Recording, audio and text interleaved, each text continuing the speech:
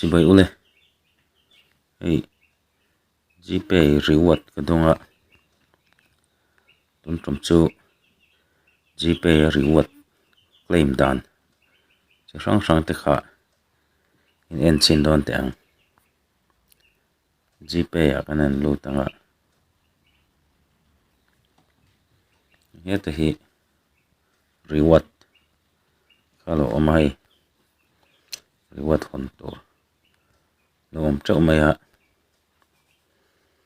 kan zulu tanga ten kan thai nga ti khan reward khan open ta cashback chenga tanga chengza Swiggy tang hian April ninga thlenga dama chengza somnga chin chunglam mananga ya en terms and condition in zeka hian yang te hi chu code ngai lo chi redeem now me topa zu claim the chi khania eng sap trong ne in zeka eng sap trong hi kan hriat thiam lo chuan translation app Google Translate dang chi de khan thu hi kan copy nga ti khan kan translate tir mai don ni chuan kan lo hre thei mai ang tang le hi kan en lenga e mobile recharge atanga cashback cheng khata tanga cheng som thum don theina April ni som pani thlenga dama terms and condition kain zeka e pokot ngai lo redeem now zo me top hian claim theia cheng som riat chin chunglam man phone GPay tang phone recharge khan don theia hi GPay tanga aman pek GPay tanga recharge sau khana don theia pakhat tan voi khat chau man theia khan redeem now ti hi kan metanga chuan ta hian kan phone number kha a khema ni mo midang tu phone number pokha kan recharge cheng somriat chin chunglam khan kan recharge sanga chuan lom manatan cashback cheng khata tanga cheng som thumin kar kan dong thei don ani dang le hi cashback ka dong ani hi cheng ruk cashback cheng ruk lom man ka donga hi achan chu mars ni som ni pakua GPay tanga payment GPay tanga bi paisa ka thon atanga ka don khani ting khan cashback lomman don tur kha omatin cashback baga khan earbuds hi cheng zanga som kwa pakwa in acha theya theya code hi ta tang hian kan copy anga chuan redeem now te hi kan metanga chuan khami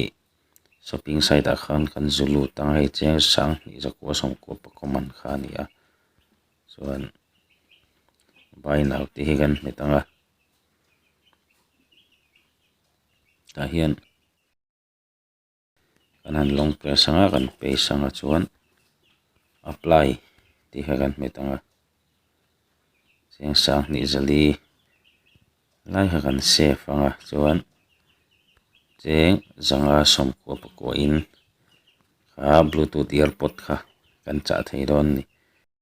a poisa faya kan don let baka khan ti khan thil man tloma cha na te khan don turama hei po earbud zathum som ko pakwa in sang khat za som ko pakoman kha cha theya khan chi rang oma hei BP in na call cheng zari som ko pakwa cha theina te heta anon ta ang zat thlap lo deuh hian cha khan shipping cost te lo om pela lem choi bel te po angai thin khada hi chu chuan referral hi a hlok a hi referral atang hian cheng zanga pathum kadong to ni cheng zat ni le pakhat kha a hlo theya ta hian invite new friends tikhan GPay atang khan i referral code ilai mi hi emi mang hian GPay la mang ngai lo mi dang khai referanga lai metangai copy anga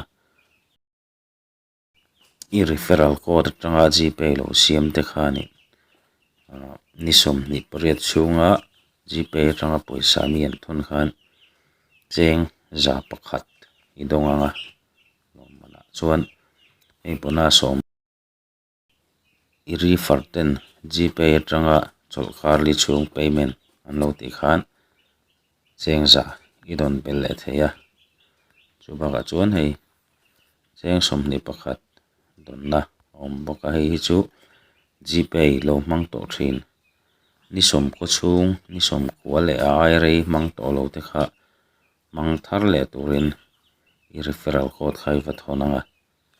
tang hian i copy le mai anga chuan kha GPay lo mang to thin mang lo rei tak om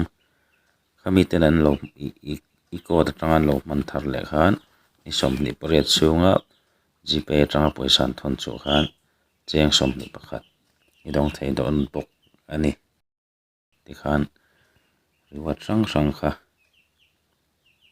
adon theya ekei pona poisa fai hian tuna ka don thar len khan GPay atangin poisa fai cheng zariat le paruk kadong toni kha GPay atanga reward claim dan chirang chu ni a ang pa ka khana dang tam takaloma kan reward na jar khana ti dan kha sang hret ti khan kanan soi atang khan ti dan tlang pui chin lo hriat thiam thei kan base e video lo en tu te GPay atang khan reward chirang in lo claim in lo don kan usak chewa in javain un man nom vek ule